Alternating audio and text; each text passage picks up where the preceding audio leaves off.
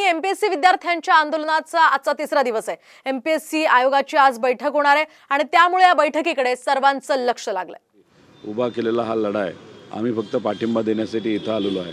आता अपेक्षा होती कालच हा निर्णय खरं तर घेतला जावा, पण मग बैठकीला सदस्य नव्हते म्हणून बैठक होऊ शकली नाही, निर्णय घेता आला नाही, असं काहीतरी कारण दिलं आणि आज सकाळी 10 वाजता ती बैठक होणार आहे। आमची अपेक्षा आहे 10 वाजता करत आहात तर 10:30 वाजता निर्णय व्हावेत। शेवटी तुम्ही घरी जाऊ शकता, तुम्ही एसीत झोपू शकता, तुम्ही जेवू शकता, नाश्ता करू शकता, जिम बिम करून सकाळी येऊ शकता। आता सगळं झालं असेल तर आता या ऑफिसला निर्णय घ्या। हा जो लढा आहे हा वाढत जाईल, कारण विद्यार्थ्यांच्या मनामध्ये खूप मोठा रोष आहे। त्यामुळे सरकारली आणि आयोगाली हा रोष आपल्या अंगावर ओढू नये, कारण आणि दुसरं त्यांची मागणीसुद्धा रास्त आहे आणि मागणीकडे बघून, युवांकडे बघून आणि त्यांचा संघर्ष बघून पवारसाहेब स्वतः पाठिंबा देण्यासाठी जर निर्णय नाही घेतला तर नक्कीच आज दुपारी नाही तर दुपारनंतर येतील।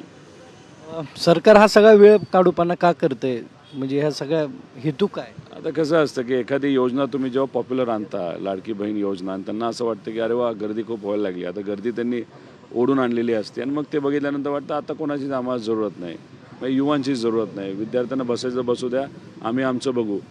आम्ही सरकारमध्ये असताना ही मुलं कशी बसू शकतात असंही काही लोकांचा ॲरोगन्स असू शकतो, नाही तर अहंकार असू शकतो। त्याला काय कारण द्यायचं, नाही तर का ते करतात हे आपल्याला सांगता येणार नाही, पण या युवांना माहिती हे युवा का संघर्ष करत आहेत। त्यामुळे यांची भूमिका, यांचं म्हणणं हे रास्त आहे, परीक्षा पुढे गेली पाहिजे। तसंच जे राज्य सेवा परीक्षा आहे त्याच्यामध्ये कृषी सेवा ॲड केली पाहिजे आणि जागाही वाढून आल्या पाहिजे।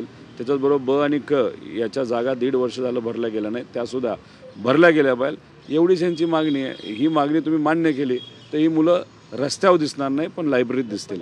हे सगळे मुलं जे ते यापैकी बऱ्यापैकी शेतकऱ्यांची मुलं